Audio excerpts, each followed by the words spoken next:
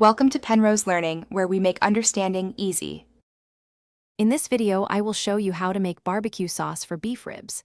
Let's start by gathering our core ingredients. You'll need 1 cup of rich ketchup, 1/2 cup of tangy apple cider vinegar, and 1/4 cup of savory Worcestershire sauce. For that perfect balance of sweetness, add 2 generous tablespoons of packed brown sugar.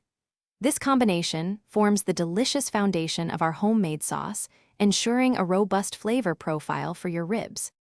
Now, let's elevate the flavor with some key spices. Begin by adding 1 teaspoon each of fragrant garlic powder and savory onion powder. For that irresistible smoky depth, stir in 1 full teaspoon of smoked paprika. If you enjoy a little warmth, include 1/2 teaspoon of cayenne pepper.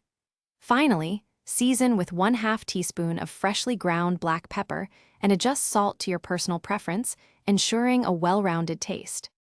With all your ingredients combined, it's time to bring our sauce to life. Pour everything into a medium saucepan and place it over medium heat. Bring the mixture to a gentle simmer, allowing the flavors to meld beautifully. Once simmering, reduce the heat to low and let it cook for about 20 to 30 minutes. Remember to stir occasionally to prevent sticking and ensure an even thickness, aiming for a rich, pourable consistency. Our delicious barbecue sauce is almost ready.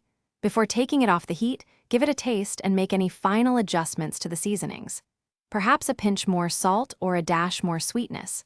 Once perfected, remove it from the heat and let it cool completely. This is crucial for proper storage. Transfer the cooled sauce to an airtight container and refrigerate it. It will keep well for up to 2 weeks, ready for your next batch of beef ribs. Thanks for watching. If this was helpful, leave a like and consider subscribing. See you next time.